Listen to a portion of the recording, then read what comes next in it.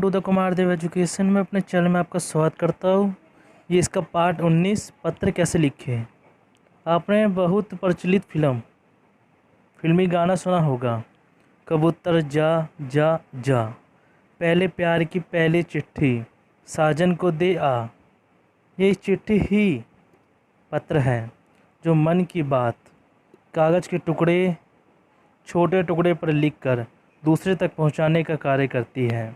इसमें मन के भाव या विचारों को संदेश के रूप में लिखा जाता है और किसी संदेश वाहक द्वारा या डाक द्वारा भेजा जाता है। आपने भी बहुत से लोगों को पत्र लिखे होंगे, जैसे माता पिता को, किसी मित्र या रिश्तेदार को, किसी अखबार के संपादक को या किसी और को। क्या आप जानते हैं, पत्र व्यवहार का संबंध केवल इतना ही लोगों से नहीं है, जिसका क्षेत्र बहुत व्यापक और विस्तृत है। आइए इस पाठ में भिन्न भिन्न प्रकार के पत्रों के बारे में विस्तार से पढ़ते हैं। उद्देश्य: इस पाठ को पढ़ने के बाद आप विविध प्रकार के पत्र लेखन के प्रयोजन का उल्लेख कर सकेंगे, अच्छे पत्रों के गुण बता सकेंगे, पत्रों के प्रकारों के बारे में बता सकेंगे, अनौपचारिक या औपचारिक पत्रों में अंतर बता सकेंगे, पत्र के विभिन्न अंगों का उल्लेख कर सकेंगे, कार्यालयीय पत्राचार के स्वरूप के आधार पर विधि प्रकार के पत्र लिख सकेंगे। लेखक पत्र का प्रयोजन: पत्र लेखक भाव तथा विचारों के आदान प्रदान का एक शक्तिशाली माध्यम है। पत्र का लेखक जहां अपना संदेश पत्र के माध्यम से भेजता है, वहीं अपनी इच्छा तथा आवश्यकताएं उपयुक्त व्यक्ति तक पहुंचा देता है। पत्र में लेखक के व्यक्तित्व की छाप होती है। विशेष रूप से व्यक्तिगत पत्रों को पढ़कर आप किसी भी व्यक्ति के अच्छे बुरे स्वभाव और मनोवृत्ति का परिचय आसानी से पा सकते हैं। पत्र एक पुल के समान है जो दूर बैठे व्यक्ति को एक दूसरे के सामने से मिलाने में सहायक होता है। पत्र लेखन ऐसी कला है जिसका हमारे जीवन में पर्याय उपयोग होता है। जब बचपन से हम संबंधियों या मित्रों का पत्र लिखते हैं, वहीं बड़े होने पर वह क्षेत्र अधिक विस्तृत हो जाता है। आजकल हम कार्यालय और व्यवसाय संबंधित पत्र भी अधिक लिखने लगे हैं। छोटी अवस्था में लिखे गए पत्रों की भावुकता का अंश अधिक होता है। धीरे धीरे विचारों को प्रौढ़ता आने के साथ पत्रों की भाषा और शैली में निखार आने लगता है। अच्छा पत्र वही है जिसे पढ़कर लिखी हुई बात सरलतापूर्वक समझ में आ जाए। व्यापारी एक दूसरे को अपने व्यवसाय से संबंधित पत्र लिखते हैं। ग्राहक अनेक जानकारियाँ प्राप्त करने के लिए पत्र लिखते हैं। व्यापारी या दुकानदार को वस्तुओं की खरीदी आदि के लिए ग्राहक भी पत्र लिखते हैं। कार्यालयीय ढांचे में अधिकारियों और कर्मचारियों का एक दूसरे से मिलकर बात करना संभव नहीं होता, इसलिए अधिकतर काम पत्रों के माध्यम से ही किए जाते हैं। इन सभी क्षेत्रों में पत्रों का प्रयोजन अलग अलग होता है, इसलिए ये पत्र अपने स्वरूप में भी एक दूसरे से भिन्न होते हैं। आइए इन पत्रों के स्वरूप और विशेषताएं पहचानें। अच्छे पत्रों के गुण: पत्र पाने वाला व्यक्ति यदि पत्र पढ़कर वही समझ ले जो पत्र लिखने वाला कहना चाहता है, तो उसे अच्छा पत्र माना जाएगा।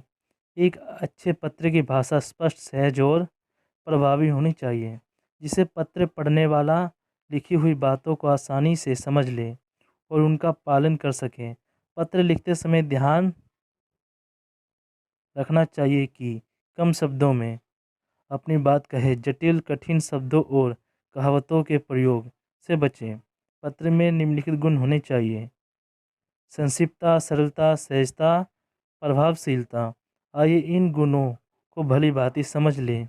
संक्षिप्तता: आज के व्यस्त जीवन में ना तो किसी के पास लंबे पत्र लिखने का समय है, ना ही पढ़ने का, इसलिए पत्र में वही लिखा जाना चाहिए जो अनिवार्य है।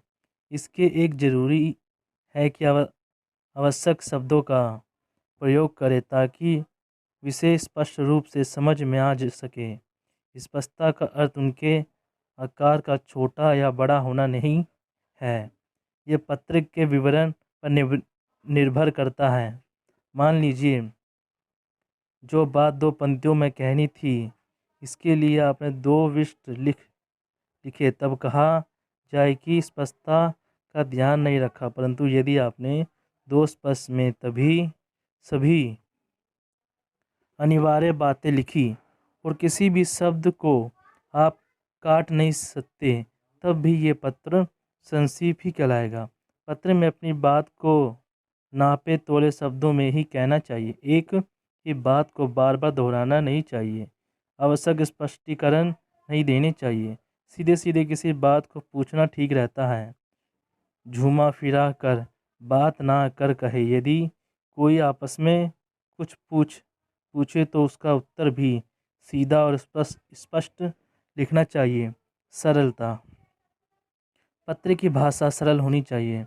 आसान और दैनिक जीवन में काम आने वाली शब्दों का ही प्रयोग किया जाना चाहिए। छोटे छोटे वाक्य बनाएं, छोटे अनुच्छेद बनाएं। वाक्यों का क्रम ध्यान रखें, एक बात से दूसरी बात जुड़ती हो और जहां बात समाप्त हो जाए वही अनुच्छेद बदल दे। नई बात को सदैव नए अनुच्छेद से ही शुरू करें। बड़े बड़े कठिन लिफ्ट और जटिल शब्दों का प्रयोग ना करें। आइए ये उदाहरण पढ़ते हैं। ये बात तो मैंने पिछले पत्र में आपसे पूछी थी, उसका उत्तर देने का कष्ट आपने इस पत्र में नहीं किया, जिससे जहाँ का सारा कार्यक्रम तब तक अस्त व्यस्त है जहाँ तक आपका उचित आदेश नहीं मिल जाता। मैंने पिछले पत्र में आपसे कुछ बातें पूछी थी, उनका ठीक उत्तर ना मिला। कृपया उचित आदेश शीघ्र लिखें, जिससे जहाँ का कार्यक्रम ठीक से चल सके। उदाहरण का में एक ही बड़े वाक्य के अंतर्गत कई बातें लिखे जाने के कारण विचार समझने में कठिनाई होती है। वस्तु वही विचार। उदाहरण ख में छोटे छोटे वाक्यों में लिखे जाने के कारण सरलता से समझ आ सकता है। सहजता। आपसी बातचीत में हम सहज और स्वाभाविक भाषा शैली का प्रयोग करते हैं, उसी प्रकार पत्र में करना चाहिए। पत्र पढ़ते समय यदि वार्तालाप का सानंद आए तो समझ ले कि उसकी भाषा सहज है। पत्र में अपनेपन की झलक देखने के लिए आवश्यकता के अनुसार आप, तुम, मैं, हम, वे, हमारे आदि शब्दों का प्रयोग अच्छा रहता है। अनौपचारिक पत्रों में दादाजी, मामा जी, पिताजी, जीजी जैसे शब्दों का प्रयोग संबंधित व्यक्ति के प्रति निकटता और तथा आत्मीयता की भावना पैदा करती है। अनौपचारिक पत्रों में तो इस गुण को होना अनिवार्य है। पत्र में भावों को जितनी स्वाभाविकता से व्यक्त किया जाएगा, पाठक के लिए वह उतना ही सहज बन जाएगा। उदाहरण के लिए, लेखक अपनी किसी गलती को सहज भाव से स्वीकार करके क्षमा मांग ले तो पत्र प्राप्तकर्ता अवश्य ही उदारता से क्षमा कर देगा। स्पष्ट और निम्र शब्दों के प्रयोग से भी पत्र में सहजता का गुण उत्पन्न होता है। अनौपचारिक पत्रों में भी यदि हम अपनी बात संवाद की शैली में लिखें तो उसका प्रभाव बेहतर होगा। प्रभावशीलता। एक अच्छे पत्र का अलग गुण है प्रभाव उत्पन्न करना। पत्र की भाषा ऐसी कि वह पत्र प्राप्तकर्ता को प्रभावित कर सके। शब्दावली इतनी शक्तिशाली हो कि उसके मन में चित्र सा उपस्थित कर दे। पत्र को प्रभावोत्पादक बनाने में मुहावरेदार भाषा बहुत सहायक होती है। अच्छा बताइए, इन 2 वाक्यों में से कौन सा ज़्यादा प्रभावशाली है?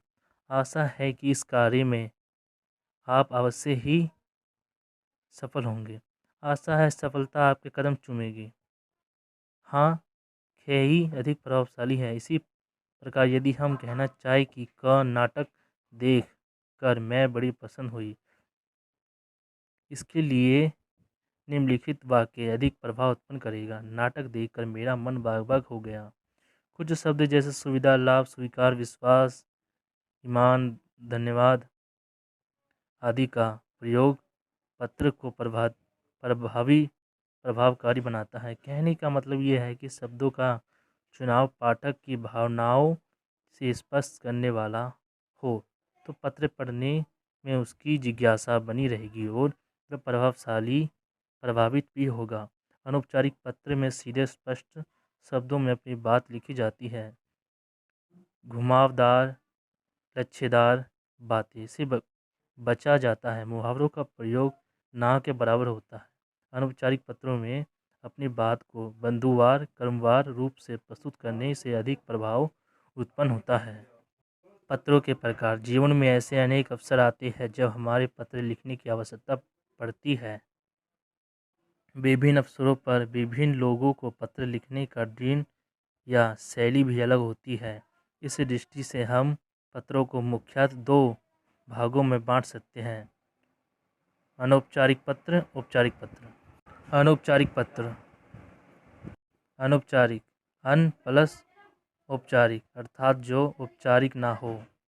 सरल तथा स्वाभाविक व्यवहार जिसमें कोई नियम या परिपट्टी का बंधन ना हो। अपने संबंधियों या मित्रों को लिखे गए पत्र अनौपचारिक पत्र होते हैं। ऐसे पत्रों में हम संबंधी की कुशलता का समाचार पूछते हैं और अपनी कुशलता तथा अन्य समाचार लिखते हैं। इन पत्रों की भाषा बहुत सरल होती है और इनमें अपनापन झलकता है, जिसमें संवादनात्मक भाषा का प्रयोग होता है। लगता है कि जैसे पास बैठे बातचीत कर रहे हो। अनौपचारिक पत्रों की शुरुआत में हम सबसे पहले ऊपर दाईं ओर अपना पूरा नाम लिखते हैं। यदि पत्र पाने वाला हमें बहुत अच्छी तरह से जानता है और यदि उसे अपना पता भली भांति मालूम है तो हम वहाँ केवल स्थान का नाम लिख देते हैं या कुछ भी नहीं लिखते। पता ना भी लिखा जाए तो भी इसके स्थान पर हम पत्र लिखे जाने की तारीख अवश्य लिखते हैं। इससे स्पष्ट हो जाता है कि पत्र किस दिन लिखा गया। अभिवादन अनौपचारिक पत्रों की एक विशेषता है। संबोधन और अभिवादन पत्र लिखने वाले वह पत्र पाने वाले के बंधन के अनुसार होता है और उसी के अनुसार पत्र की समाप्ति पर लिखे जाने वाले शब्द लिखे जाते हैं। आइए निम्नलिखित तालिका में इसके कुछ उदाहरण देखते हैं। अनौपचारिक पत्रों के संबोधन, अभिवादन और समाप्ति। संबंध। अपने से बड़ा कौन? पूज्य पिताजी, पूजनीय पिताजी, आदरणीय भाई साहब, बहन जी, पिताश्री, माताश्री। संबोधन, ये संबोधन थे। अभिवादन, चरण स्पर्श, प्रणाम, आदर, नमस्ते, नमस्कार। समाप्ति, आपका आज्ञाकारी। पुत्र, आप क्या आज्ञाकारी पुत्री। स्नेह आकांक्षी, बराबर वालों या मित्र को प्रिय प्रियवर परम मित्र। नमस्ते सप्रेम, नमस्ते, नमस्कार। तुम्हारा मित्र, तुम्हारी अभिंग मित्र। अपने से छोटा को चिरंजीवी प्रिय नाम परम मित्र। सुखी रहो, आशीर्वाद, प्रसन्न रहो, आशीष, शुभाशीष, शुभचिंतन, शुभाक्षी, शुभेक्षु। अनौपचारिक पत्र और उनके प्रभाव। मुख्य रूप से पारिवारिक संबंधियों तथा मित्रों को लिखे गए पत्र ही अनौपचारिक पत्र कहलाते हैं। इसके अतिरिक्त व्यक्तिगत रूप से लिखे गए निमंत्रण पत्र, बधाई पत्र तथा संवेदन पत्र भी अनौपचारिक पत्र कहे जाते हैं। संबंधियों मित्रों को लिखे गए पत्र। आपने माता पिता, भाई बहन या अन्य संगे संबंधियों मित्रों को लिखे गए सामान्य पत्रों में हम उन लोगों को अपने कुशलता का समाचार भेजते हैं और उनका समाचार पूछते हैं। इन पत्रों की भाषा सरल तथा स्वाभाविक होती है। विषय वस्तु के अंतर्गत पर्याय घरेलू बातें होती है। लेखक किसी विशेष सूचना, घटना या स्थिति की जानकारी देता है या पूछता है। इस प्रकार के पत्रों के कुछ उदाहरण नीचे दिए जा रहे हैं। पिता को पत्र, 345 अशोक विहार, नई दिल्ली, 20 फरवरी 2007। पूज्य पिताश्री, आदर प्रणाम। आशा है कि लोग स्वस्थ होंगे, प्रसन्नचित्त होंगे। आप लोग से विदा लेकर मैं कुशल पूर्वक यहाँ पहुँच गया। रास्ते में ठंड लग जाने से थोड़ा जुकाम आदि हो गया था, लेकिन अब मैं पूर्ण रूप से स्वस्थ हूँ। मेरी पढ़ाई ठीक चल रही है। नई कक्षा में प्रवेश शुल्क तथा कमरे का किराया लगभग 3000 रुपये है। मेरे पास 1000 है। अंत शेष 2000 आप जल्दी ही भेज दीजिएगा। माँ को आदर प्रणाम। बड़े भाई व भाभी जी को भी मेरा प्रणाम। आंसू को प्यार। आपका आज्ञाकारी पुत्र आशीष। पिता द्वारा पत्र का उत्तर। 445 रिसफगंज, फिरोजाबाद, 13 मार्च 2007। प्रिय बेटा आशीष, खुश रहो। तुम्हारा पत्र पढ़कर खुशी हुई कि तुम स्वस्थ हो। स्वस्थ वह अनंत चिंतन हो। यहाँ पर सब कुशल है। तुम्हारी माता जी और भाभी जी सभी लोग आनंद में हैं। तुम्हें खूब याद करते हैं। मैं 3000 मनी ऑर्डर से भेज रहा हूँ। अन्य खर्च के लिए भी रुपयों की आवश्यकता पड़ने पर लिख भेजना। मैं तुरंत भेज दूंगा। वार्षिक परीक्षा के लिए अच्छी तैयारी करना। तुम्हारी माता जी तुम्हें आशीर्वाद कहती है। अपना कुशल मंगल जल्दी लिखना। तुम्हारा पिता राजेंद्र। इसके अतिरिक्त भी अनौपचारिक पत्र होते हैं, जैसे बधाई पत्र। किसी व्यक्ति को किसी सफलता या किसी शुभ समाचार के अवसर पर अपनी प्रशंसा और शुभकामना व्यक्त करने के लिए लिखे जाने वाले पत्र बधाई पत्र कहलाते हैं। बधाई पत्र कई प्रकार के हो सकते हैं, जैसे नववर्ष तथा त्यौहार की शुभकामनाएं और बधाई भेजना। अपने सगे संबंधियों की सफलता पर प्रशंसा जाहिर करते हुए बधाई पत्र भेजना। किसी मित्र को विवाह की बधाई भेजना इत्यादि। अनौपचारिक पत्र। अनौपचारिक पत्र का अर्थ होता है काम काजी, सरकारी व कार्यालय स्तर पर लिखे गए पत्र। अनौपचारिक रूप से सरकारी कामकाज अथवा संबंधियों को लिखे गए पत्र अनौपचारिक पत्र कहलाते हैं। ऐसे पत्र प्रायः उन लोगों को लिखे जाते हैं जिससे हमारा व्यक्तिगत संबंध नहीं होता। इन पत्रों में हम केवल काम की बातें करते हैं। संबंधों में दूरी के कारण इन पत्रों में भाषा की नियमबद्धता का पालन किया जाता है। औपचारिक पत्रों में अनौपचारिक पत्रों के समान ही आरंभ, संबोधन, विस्तार और समाप्ति नामक अंग होते हैं। इन अंगों में आने वाली सामग्री विषय के अनुसार बदल जाती है। देखिए, अनौपचारिक पत्र के अंग। जनवरी 10, 2007। सेवा में अध्यक्ष, खेलकूद सामग्री भंडार, खिलाड़ी नगर, मध्य प्रदेश। ये आराम है इसका।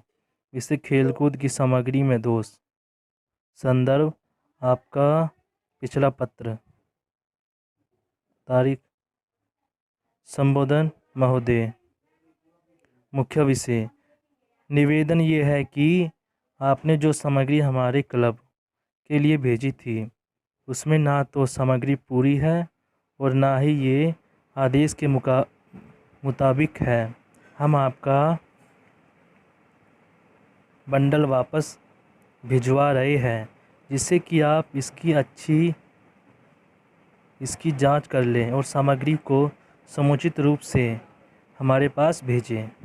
धन्यवाद। समापन।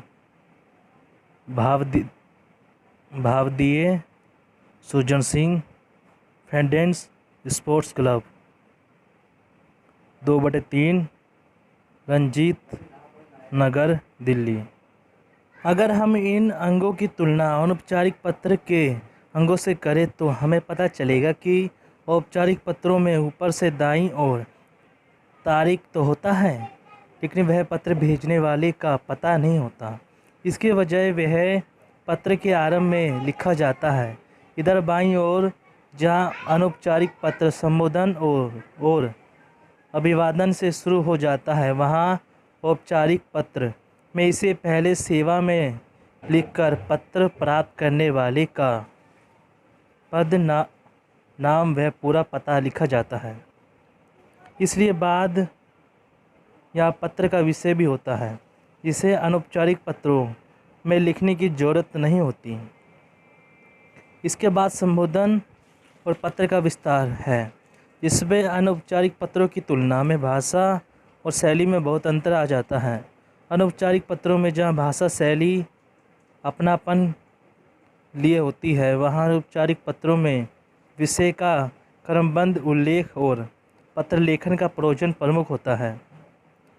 पत्र की समाप्ति पर अनौपचारिक पत्रों में भावार्थी शब्द लिखा जाता है और फिर संप्रेषक के हस्ताक्षर और उसका पूरा नाम व पता होता है।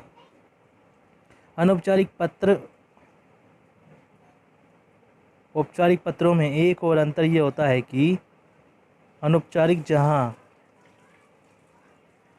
हाथ से लिखे जाते हैं, वहाँ अनौपचारिक पत्र पर्याय टैगिंग भेजे जाते हैं। कंप्यूटर की सुविधा के कारण पत्र का समापन भी दाईं ओर ही होता है। कुछ पत्रों में विशेष रूप से छपे हुए पत्र लेटर हैंड में संप्रेषक या अधिकारी का नाम तथा पता बाईं ओर ही छपा रहता है। इससे वह पत्र भेजने वाले का पता नीचे देने की ज़रूरत नहीं होती। औपचारिक पत्रों के प्रकार। औपचारिक पत्रों के प्रयोग कई रूपों में किया जाता है। व्यावसायिक पत्र भी अनौपचारिक होते हैं और घरों में आने वाले आमंत्रण पत्र, बधाई पत्र, संवेदना पत्र आदि भी कार्यालयों में प्रयोग किए जाने वाले पत्र इनसे अलग है, जिसका विस्तार से उल्लेख आगे किया जाएगा। आइए पहले हम व्यावसायिक पत्र में निमंत्रण पत्र आदि के विषय में जान लेते हैं। निमंत्रण पत्र। अभी आपने पढ़ा है कि छिपे हुए निमंत्रण पत्र शुभकामनाएं अथवा बधाई पत्र औपचारिक पत्रों की कोटि में आते हैं। इन पत्रों की रूपरेखा पूर्ण निश्चित होती है तथा इनकी भाषा और कठिन औपचारिक होता है। इनके नमूने इस प्रकार हैं। विवाह के अवसर पर भेजे गए एक औपचारिक निमंत्रण पत्र का नमूना देखिए।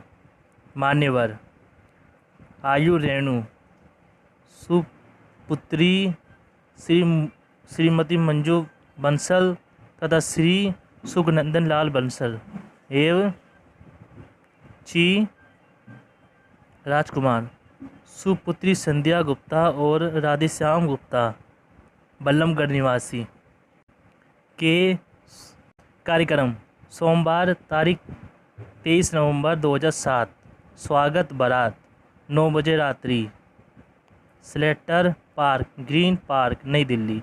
मंगलवार तारीख 24 नवंबर 2007 विदा 5 बजे प्रांत। शुभ विवाह उत्सव पर सहपरिवार पधार कर वर कन्या को आशीर्वाद प्रदान अनुग्रहित करें।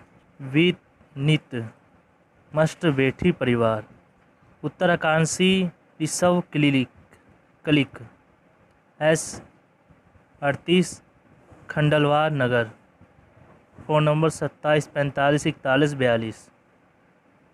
दिवाली की शुभकामनाएं या बधाई पत्र। पीए पूनम, दिवाली के जगमगाते दीपों की रोशनी आपके मार्ग को उज्जवल बनाए। इस शुभ अवसर पर मेरी आनंद शुभकामनाएं। प्रदीप। संवेदना पत्र। हमारे जीवन में दुख और निराशा के अवसर भी आते हैं। ऐसे अवसर पर दुखी व्यक्ति को संवेदना देने के लिए लिखे गए पत्र संवेदना पत्र कहलाते हैं। आइए इनके कुछ उदाहरण देखें। मित्र के पिता का स्वर्गवास होने पर उसे संवेदना पत्र इस प्रकार लिखा जाता है। 15B कमला नगर, दिल्ली, 13 मई 2007। प्रिय दिनेश, तुम्हारे पिताजी के अचानक देहांत का समाचार सुनकर मैं संभव रह गया। ये तुम्हारे परिवार का वज्रपात हुआ है, किंतु ईश्वर की इच्छा पर किसी का वश नहीं है। हम सभी लोग तुम्हारे सुख से दुखी है। ईश्वर से प्रार्थना करते हैं कि स्वर्गवासी आत्मा को शांति दे और तुम सबको इस अपार दुख को सहकर सकने की शक्ति प्रदान करें। मैं समय मिलते ही तुम्हारे पास शीघ्र आऊँगा। माता जी का विशेष ध्यान रखना, उन्हें कोई आघात ना लगने पाए। तुम्हारा मित्र डेविड।